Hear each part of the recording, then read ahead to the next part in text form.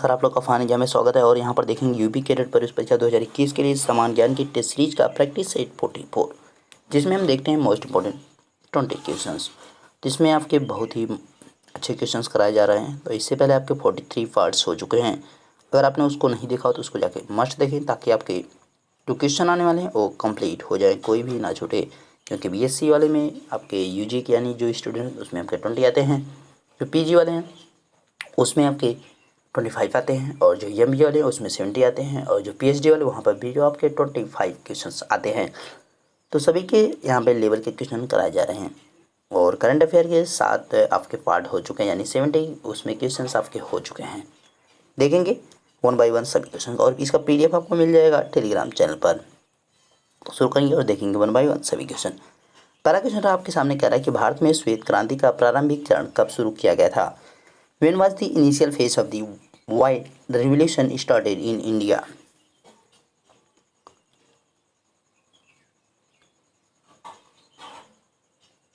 श्वेत क्रांति का संबंध किससे है, ये भी आपको पता रहना चाहिए।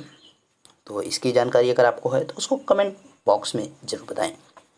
तो श्वेत क्रांति का जो प्रारंभिक चरण था, यानी दुग्ध की बात की जा रही है, तो इसको जो स्टार्ट किया गया था, तो प्रारंभिक चरण जो था स्टार्टिंग, तो वो क्या था? 1970, 1970, ध्यान रखिएगा। ओके, नेक्स्ट वन, एशिया का प्रकाश पुंज किसे कहा जाता है? Who is known as light beam of Asia?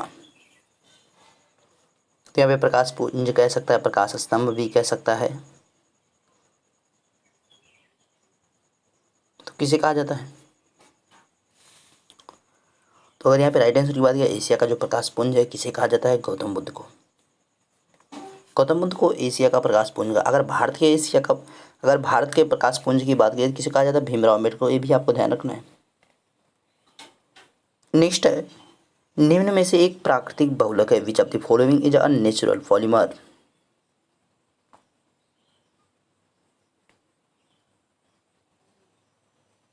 तो इनमें से आपके जो ऑप्शंस दिख रहे हैं, इनमें से आपका कौन सा नेचुरल जो है बहुलक है? वो राइट आंसर क्या है? डी ऑप्शन, यानी रबर यहाँ पर एक क्या है आपका, और नेचुरल पॉलीमर है।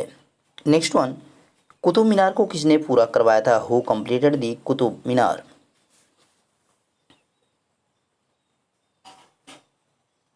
यहाँ पे फोर्थ के राइट आंसर की बात की, अगर फोर्थ के राइट आंसर की बात करें, देखिए पहली बात तो यहाँ पे कुतुब मीनार की जो नींव रखी गई थी वो किसने रखा? कुतुबुद्दीन ऐबक ने, और इसी के नाम पे उसका पड़ा कुतुब मीनार। अब यहाँ पे देखिए, इसको कंप्लीट कराने की बात की, यानी इसको पूरा किसने कराया था? पूरा जो किसने करवाया था? इल्तुतमिश ने करवाया था। ध्यान रखिएगा, पूरा इसको इल्तुतमिश ने करवाया था। फिर इसमें जो है थोड़ा सा वर्क अलाउद्दीन खिलजी ने भी करवाया था इसमें, लेकिन मुख्य भूमिका कुतुबुद्दीन ऐबक और इल्तुतमिश की रही। यानी कुतुबुद्दीन ऐबक ने इसकी नींव को रखा था, यानी इसके जो है बेस को इसने रखा था, और इल्तुतमिश ने इसको कंप्लीट करवाया था। नेक्स्ट वन, इंद्रधनुष के मध्य कौन सा रंग होता है? Which colour is the middle of the rainbow? तो विविग्योर की बात की जा रही है। विविग्योर अगर आप जानते होंगे तो वहाँ से आप कर सकते हैं आराम से। तो फिजिक्स में बताया जाता है विविग्योर। तो वहाँ पे देखेंगे, जब आपको मिड में इंद्रधनुष के कौन सा रंग दिखेगा? ग्रीन दिखेगा, यानी हरा रंग दिखेगा। नेक्स्ट वन, फुटबॉल में कौन सी गैस भरी होती है? Which gas is filled in football?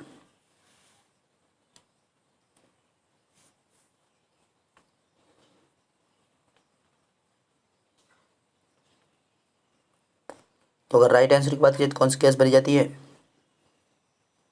Hydrogen gas, यानी B option is the right option. Next one, भारत के राष्ट्रीय कैलेंडर का प्रथम माह कौन सा है? Which is the first month of the national calendar of India?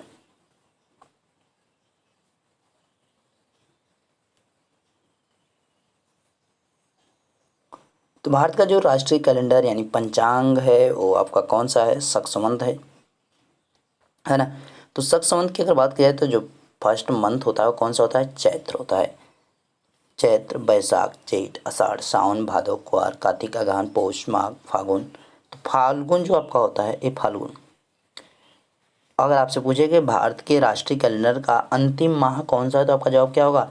Phalgun होगा, यानी लास्ट जो मंथ है वो कौन सा है? फाल्गुन। ध्यान रखिएगा, ये आपके इंडिया का जो है यानी जो नेशनल कैलेंडर है उसकी बात की जा रही है, शक संवत जो है उसकी बात की जा रही है। ध्यान रखिएगा। इसकी जो 78वीं ईस्वी में किसने शुरुआत की थी, तो वो भी आपको याद रखना, कनिष्क के द्वारा इसको स्टार्ट किया गया था। कनिष्क के द्वारा इसको स्टार्ट किया गया था।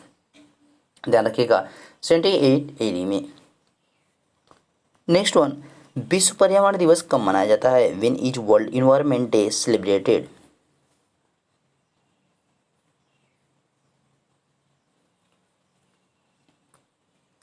तो यहाँ पे विश्व पर्यावरण दिवस की बात की जा रही है, तो विश्व पर्यावरण दिवस कब मनाया जाता है? 5 जून को। और 21 जून की अगर बात की जाए तो अंतर्राष्ट्रीय योगा दिवस मनाया जाता है। ध्यान रखिएगा। 1 मई की बात की जाए तो मजदूर दिवस मनाया जाता है। 29 जुलाई की बात की जाए तो यहाँ पे टाइगर डे मनाया जाता है।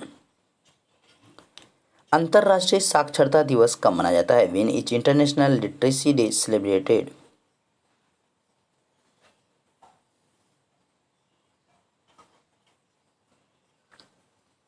तो यहाँ पे अगर बात की जाए अंतर्राष्ट्रीय साक्षरता दिवस की यानी लिटरेसी डे की, इंटरनेशनल लिटरेसी डे की बात की जाए तो कब मनाया जाता है? 27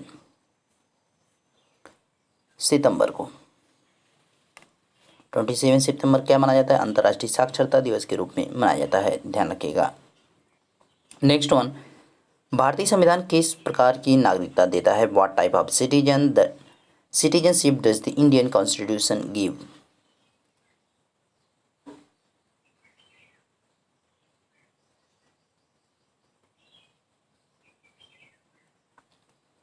तो यहाँ पे अगर बात की भारतीय संविधान की तो कैसी नागरिकता देता है? एकल नागरिकता।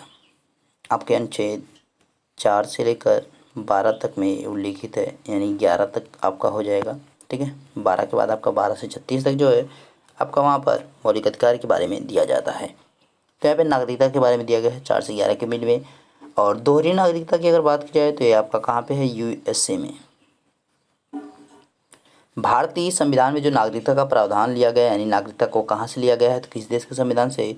वो हमने लिया है ब्रिटेन के संविधान से, क्योंकि ब्रिटेन में भी एकल नागरिकता का ही प्रावधान है, जबकि अमेरिका में दोहरी नागरिकता का प्रावधान है। ध्यान रखिएगा इसको।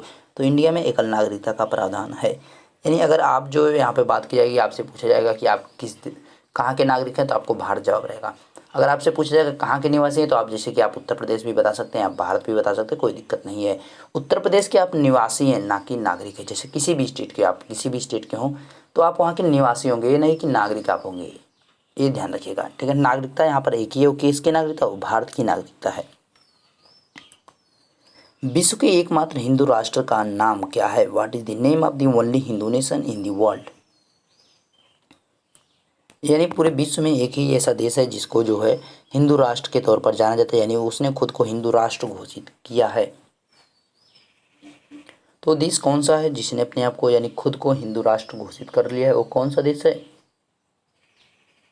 उस देश की अगर बात की जाए तो नेपाल है। इंडिया भी अभी अपने आप को खुद को यानी हिंदू राष्ट्र घोषित नहीं कर पाया है। ध्यान रखिएगा, भारत भी खुद को हिंदू राष्ट्र घोषित नहीं कर पाया है। यानी विश्व का एकमात्र हिंदू राष्ट्र देश कौन सा है? नेपाल है। नेक्स्ट वन, मानस अभयारण्य किस राज्य में स्थित है? In which state Manas sanctuary is located?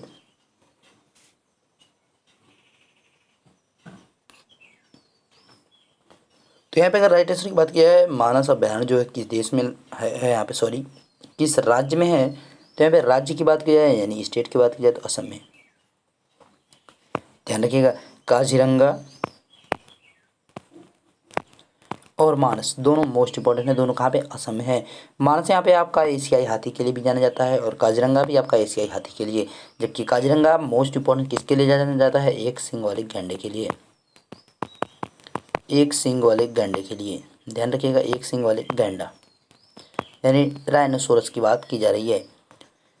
Aryabhata किसके शासनकाल में रहते थे? During whose reign did Aryabhatta live?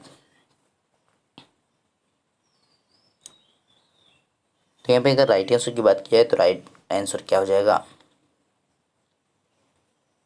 तो यहाँ पे आर्यभट्ट जो थे उस चंद्रगुप्त द्वितीय के दरबार में रहते थे, या आपका यहाँ पे लिखा रह सकता है विक्रमादित्य। ध्यान रखिएगा, या तो यहाँ पे विक्रमादित्य भी दे सकता है। ठीक है, आज चंद्रगुप्त द्वितीय ना देखे, यहाँ पे विक्रमादित्य भी दे सकता है। चंद्रगुप्त द्वितीय जो है गुप्त वंश से संबंधित है, यानी गुप्ता डायनेस्टी से संबंधित है, गुप्त वंश से। और अगर बात की जाए आर्यभट्ट की, तो आर्यभट्ट जो है एक गणितज्ञ थे, ये भी आपको ध्यान रखना है, गणितज्ञ थे। ठीक है, नेक्स्ट वन, सोमनाथ मंदिर को किसने ध्वस्त कराया था? Who destroyed the Somnath temple? यानी कराया था या किया था, कुछ भी आप कह सकते हैं। कराया था तो यहाँ पे तो भाई वो तो उसमें केवल राजा जो रहता है वो करता तो हुक्म देता है ना, बाकी तो करते उसके सैनिक है। तो वहीं पे किसके द्वारा वो करवाया गया था? तो सोमनाथ मंदिर को जो है किसने ध्वस्त करवाया था? महमूद गजनवी ने। लूटपाट इसी ने की थी। 17वीं बार का जो आक्रमण था इसका बेहद खतरनाक था, वो किस पर था? सोमनाथ मंदिर पर। राष्ट्रीय ध्वज का डिजाइन किसने बनाया था? Who designed the national flag?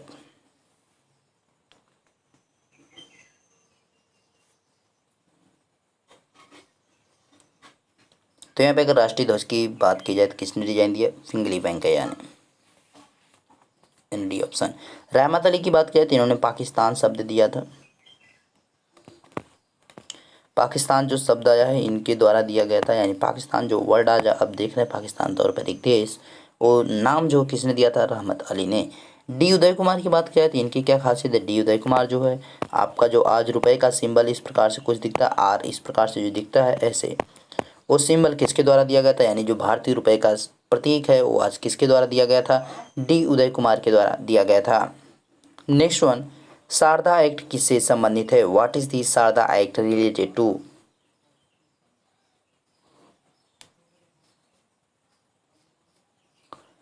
तो 16 की अगर राइट आंसर की बात किया तो शारदा एक्ट जो किससे संबंधित? बाल विवाह से, यानी जो आपके यहाँ पे चाइल्ड मैरिज की जाती थी उससे संबंधित है, यानी उसको रोकने के लिए इसको शुरू किया गया था।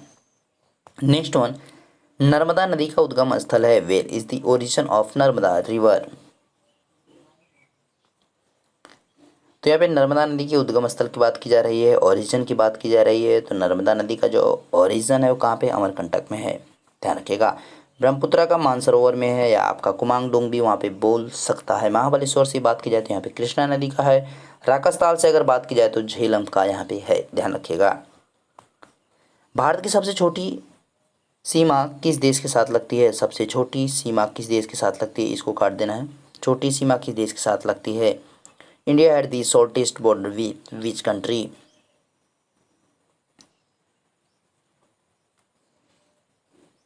तो इंडिया की जो बॉर्डर लाइन है वो सबसे मतलब शॉर्ट किस देश के साथ लगती है? तो यहाँ पे राइट आंसर की अगर बात की जाए तो क्या हो जाएगा? अफगानिस्तान। 106 किलोमीटर, ध्यान रखिएगा। सबसे छोटी यहाँ पे लाइन बनती है और इसकी लाइन का नाम क्या है? डूरंड रेखा है। और ये वाला आपका क्षेत्र कौन सा आता है? एलओसी वाला पार्ट यहाँ पे लगता है, पीओके वाला पार्ट, सॉरी यहाँ पे एलओसी जो है उस लाइन के पार, जैसे कि आप यहाँ पे ऐसे देखते हैं जो, तो यहाँ पे जो एलओसी बनी है ये आपकी एलओसी है, इसके उस पार वाले पार्ट को हम क्या कहते हैं? पीओके बोलते हैं, यानी पाक ऑक्युपाइड कश्मीर हम बोलते हैं। पाक ऑक्युपाइड कश्मीर यानी पाक अधिकृत कश्मीर हम बोलते हैं। तो ये वाला जो क्षेत्र है वो लगता है किससे? अफगानिस्तान से बॉर्डर शेयर करता है, ध्यान रखिएगा। और जो मैक्सिमम की अगर बात की जाएगी तो मैक्सिमम जो किससे लगती है? बांग्लादेश से लगती है सीमा भारत की। कितनी लगती है? 4096 किलोमीटर। अगर चाइना से बात की जाए तो 3488 किलोमीटर लगती है। ये 3488 किलोमीटर किससे लगती है? चाइना से लगती है, ध्यान रखिएगा। नेक्स्ट वन, राष्ट्रीय प्राणी उद्यान कहाँ है? Where is the national zoological park?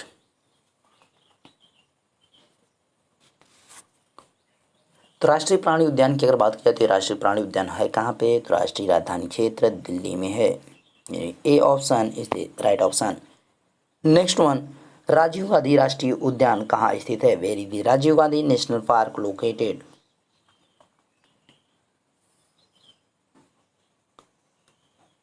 Rajiv Gandhi यहाँ पे नेशनल पार्क की बात की जाती है, जिसको जो है दूसरा नाम इसका नागरहोल राष्ट्रीय पार्क है। तो इसको कहाँ पे स्थित है? इसकी लोकेशन कहाँ पे है? तो कर्नाटक है, ध्यान रखिएगा, कर्नाटक। ओके, तो आपके मोस्ट इंपॉर्टेंट जो 20 क्वेश्चन है अभी हो गए complete. Any question doubt in the video the WhatsApp us 9170788397। Video अच्छा लगा तो लाइक जरूर कीजिएगा और इसको ज़्यादा से ज़्यादा शेयर करें ताकि मैक्सिमम लोगों के पास चीज़ें पहुँच सकें। मिलेंगे नेक्स्ट वीडियो में, तब तक देखते रहिए fun and with Ashish sir. Thank you.